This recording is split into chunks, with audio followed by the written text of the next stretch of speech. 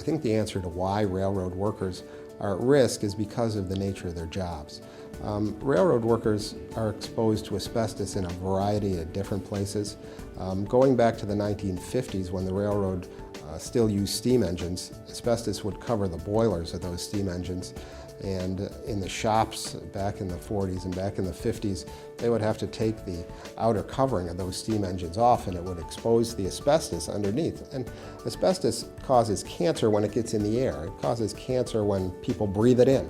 And that's what would happen during that process. And there have been studies done that show that those particular workers are more at risk from developing cancer and mesothelioma than they should have been because of those types of exposures.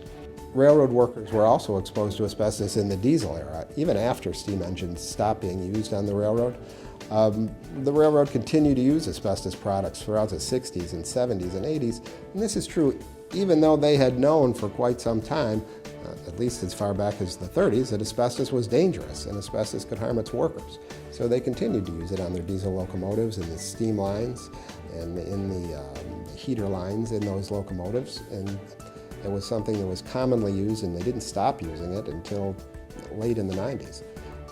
As far as diesel exhaust goes, diesel exhaust is something that railroad workers are exposed to day in and day out over the course of their railroad careers.